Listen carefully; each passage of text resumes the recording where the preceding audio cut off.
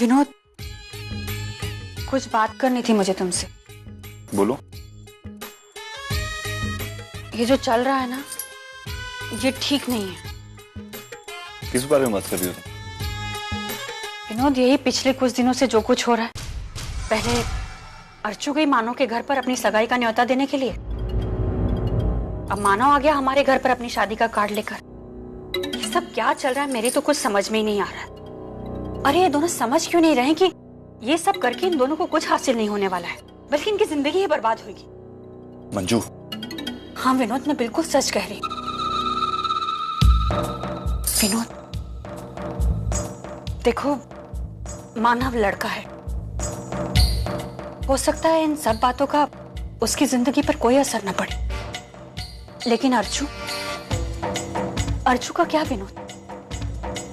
तुम तो जानते हो ना कि जयवंत के घर वाले पहले से ही अपसेट है मानव की बात को लेकर। अगर जयवंत के घर वालों के दिल में अर्चू के लिए जरा भी नेगेटिव बात घर कर गई ना, तो उसके फ्यूचर के लिए अच्छा नहीं होगा। समझ रहे हो ना तुम? लेकिन अर्चू ये बात नहीं समझ रही है। विनोद, तुम खुद अपने आप को जयवंत की जगह रखकर देखो ना, और फिर सोचो, क्या जयवंत बर्दाश्त कर पाएगा कि उसकी पत्नी पवित्र रिश्ते के नाम पर किसी और लड़के के साथ अपने ताल्लुकात बनाए रखे? विनोद, ये कैसा पवित्र रिश्ता है जो एक साथ कितने सारे परिवारों की इज्जत, मान, मर्यादा सबको दांव पर लगा रहा है? अगर तुम्हें मेरी बात सही लग रही है ना, तो प्लीज कुछ करो, प्लीज।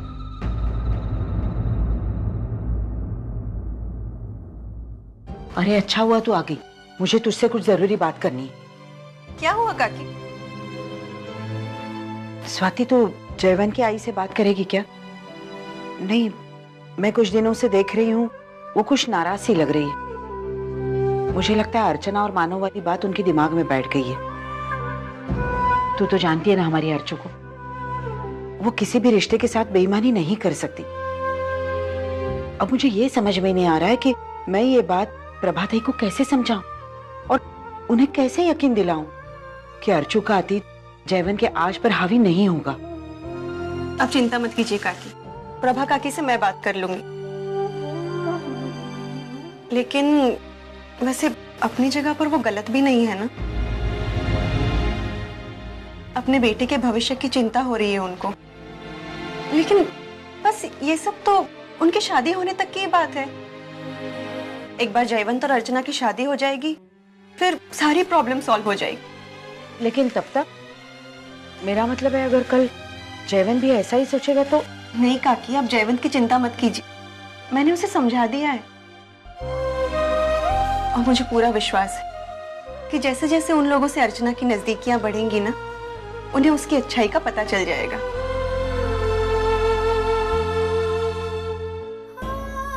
पप्पा, अब हमेशा से मेरी ताकत बनते आए। मैंने आपको साक्षी मानकर मानव से रिश्ता जोड़ा, आज मैं आप ही को साक्षी मानकर मानव से ही रिश्ता तोड़ रही। मेरे लिए बहुत मुश्किल है पप्पा, बहुत मुश्किल है मेरे लिए मानव से अलग होना।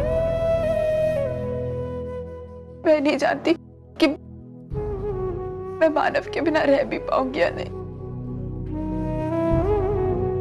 लेकिन अब मैं फैसला कर चुकी हूं। अब मुझे इस फैसले पर खरा उतरने में आप मेरी मदद करेंगे। पापा, 2 दिन हो गए मैंने मानव से बात नहीं की। पापा, 2 दिन हो गए अर्चना ने मुझसे बात नहीं की। बहुत अजीब सा महसूस हो रहा है पापा। अगर 2 दिन में ऐसा महसूस हो रहा है तो मैं पूरी जिंदगी कैसे बिताऊंगा उसके बगैर? पापा, मुझे शक्ति दो, मुझे शक्ति दो कि मैं उसको भूल पाऊं। आज तक हमेशा ये दूरियां मिटाने के लिए आपसे प्रार्थना की थी, आज पहली बार ये दूरियां बढ़ाने के लिए प्रार्थना कर रहा हूं। पापा, मुझे शक्ति दो, मुझे शक्ति दो। अब हम दोनों की जिंदगी आपके हवाले पप्पा।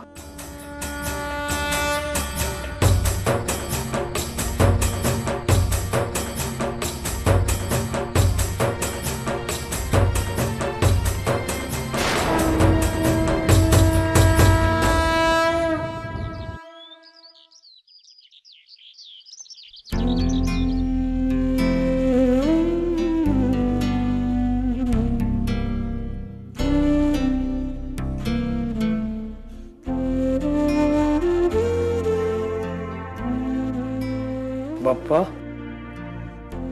विसर्जन को 1 दिन बाकी है। तो कल अपने घर चला जाएगा। उसके पहले मेरे मानव का घर बसा दे पापा। क्या सोचा है तूने इस बारे में?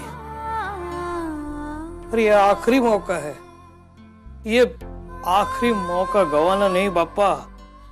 तुझे दुनिया को दिखाना है कि तू विघ्नहर्ता है, जो सच्चे मन से तेरा चिंतन करता है। उनके संसार का भार तू उठाता है। मुझे उस चमत्कार का इंतजार है बापा, तेरे उस चमत्कार का इंतजार है। इंतजार करूंगा, चमत्कार का इंतजार करूंगा। क्या बात है बाबा? क्या मांग रहे हैं पप्पा से? कुछ खास नहीं, मैं इसे बोल रहा था तू उनके बारे में भी कुछ सोच, जो तुझसे कभी कुछ मांगते ही नहीं।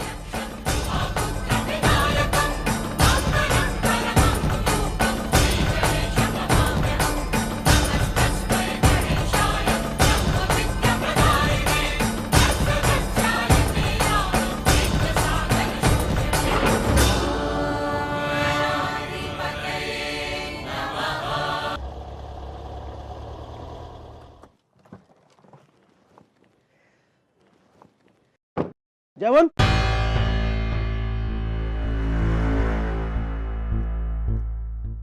Morning sir. Good morning. अच्छा जयवंत, कल विसर्जन है, कल फैक्ट्री में काम नहीं हो। इसका मतलब सिर्फ आज का 1 दिन है हमारे पास। हमें आज के दिन ही कंसाइनमेंट पूरा करना पड़ेगा। तो कुछ भी कर, वर्कर से ओवर टाइम करवा। The work has to be get done. Sir आप चिंता मत कीजिए, मैंने सारा अरेंजमेंट कर दिया। ये देखिए सर, आधा काम हो चुका है, रात तक सारा काम हो जाएगा सर। गुड। अच्छा एक बात और, आज सुबह जो रॉ मटेरियल आया फैक्ट्री में वो बहुत कॉस्टली है, लाखों की कीमत है उसकी, उसका ध्यान रखना। अच्छा अब एक पर्सनल सवाल, अर्चना के साथ रिश्ता जोड़कर तू खुश तो है ना?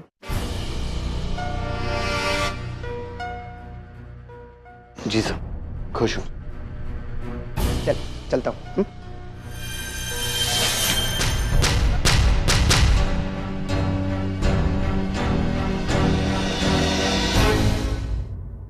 जयवंत सर से शादी तय होने के बाद भी अर्चना मैडम मानव से संबंध बनाए हुए थे। ये बात तो उनको बहुत खटकती होगी ना कि जयवंत सर से ज्यादा अर्चना मैडम मानव को महत्व देती है। जब तक मानव अर्चना मैडम की जिंदगी में है, सर की जिंदगी में कभी खुशियां नहीं आ सकती।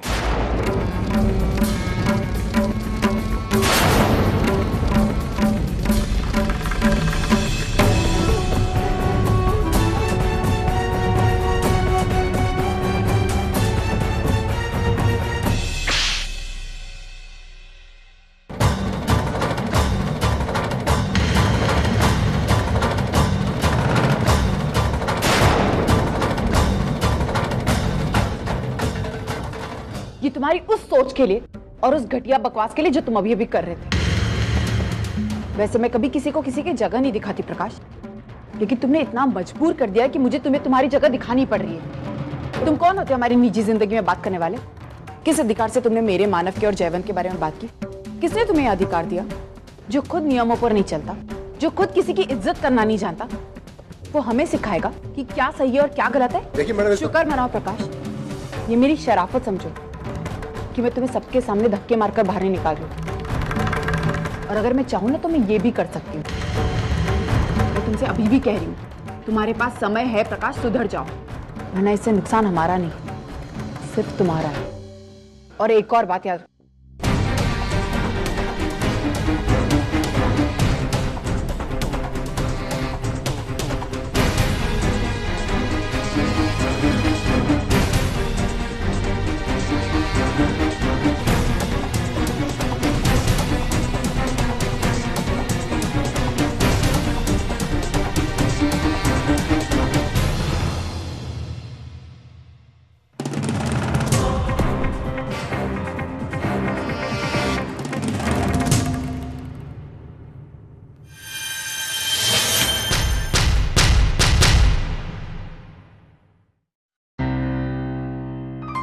सविता, हाँ, मेरे दिमाग में एक ख्याल आया है। कौन सा ख्याल? क्यों ना हम आखिरी दिन की आरती अर्चना के हाथों करें? तुम्हारे दिमाग में ये उल्टी सीधी बातें आती कैसे? हाँ?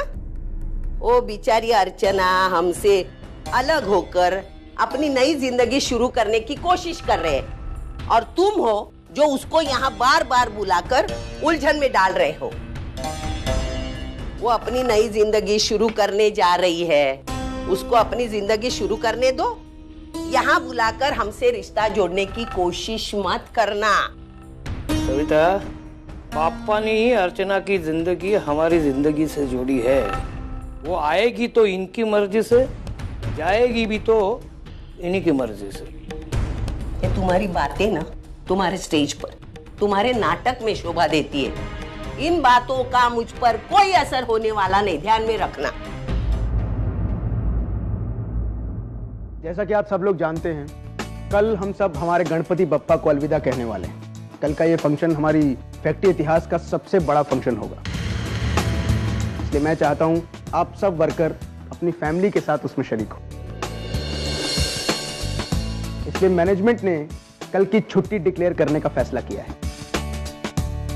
लेकिन हाँ, कल की छुट्टी के बदले में मैनेजमेंट चाहती है कि आप लोग हमारी कुछ मदद करें।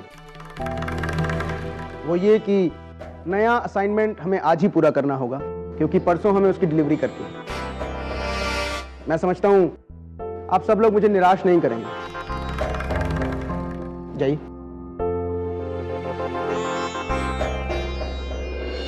अर्चना, मैं अभी तुम्हारे घर जा रहा हूं कल के फंक्शन का निमंत्रण देने, तो तुम चलो मेरे साथ।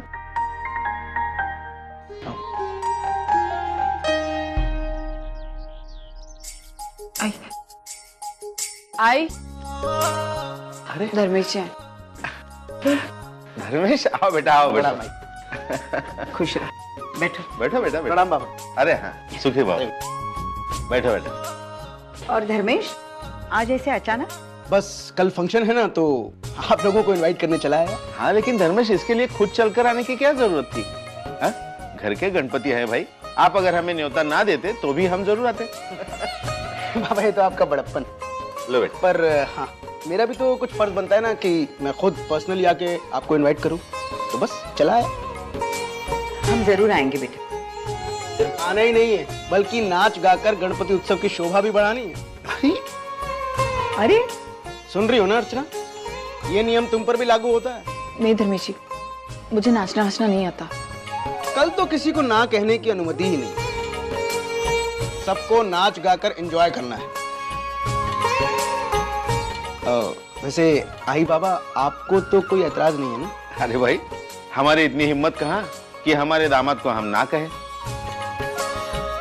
वैसे लेकिन धर्मेश, तुम्हारी बातों से पता चल रहा है कि ये फंक्शन बहुत बड़े पैमाने पर होने जा रहा है। हाँ बाबा, रिश्तेदार और जान पहचान वालों के साथ टीवी और मीडिया जगत की बड़ी बड़ी हस्तियां भी आ रही हैं। सबके लिए अलग अलग कॉस्ट्यूम बनवाया बाबा। बस नाच गाना होगा, मस्ती धमाल होगा।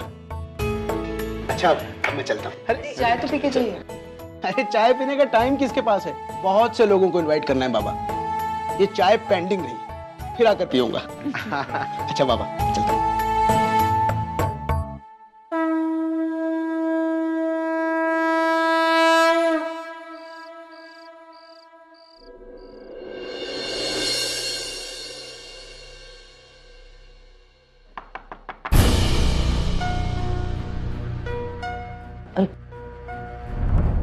आइए ना।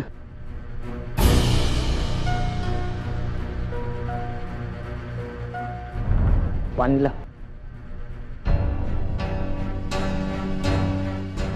मानव। हाँ, मानव। सर आप? मानव, एक्चुअली मैं कल के फंक्शन के लिए तुम्हारी फैमिली को पर्सनली इनवाइट करने आया था।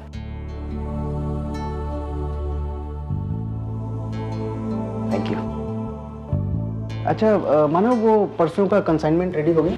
जी सर, पूरा काम हो गया।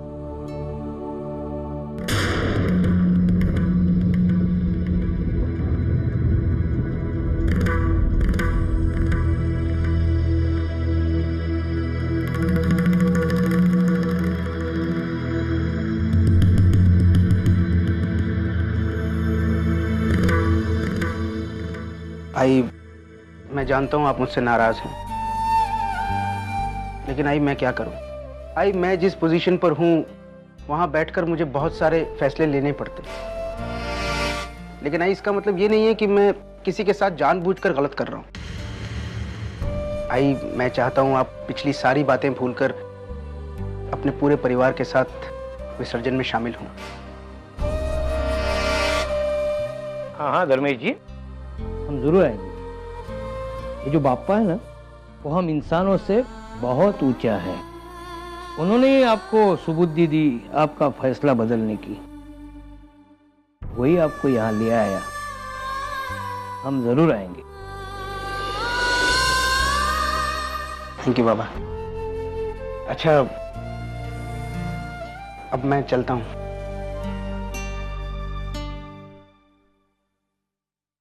धर्मेश जी, एक मिनट। अभी आप आरती के समय आ ही गए हो, तो आरती करके प्रसाद लेके जाना।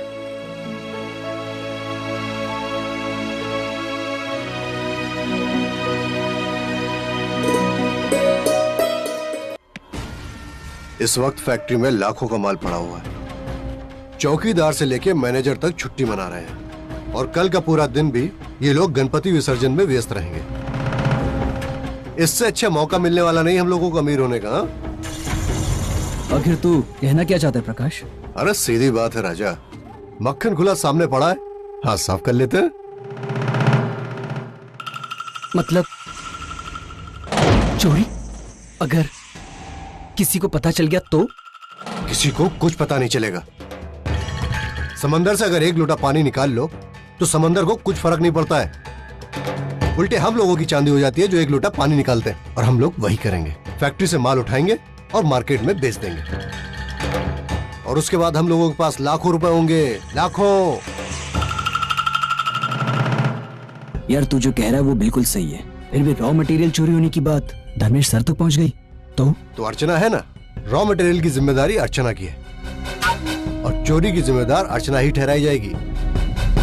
सवाल भी उससे ही पूछे जाएंगे और जवाब भी उसे ही देने होंगे। और वैसे भी अर्चना से मुझे बदला लेना है। बहुत उड़ने लगी आजकल वो, पर काटने होंगे उसके। अब मुंह लटका क्यों बैठे हो? हंसो यार।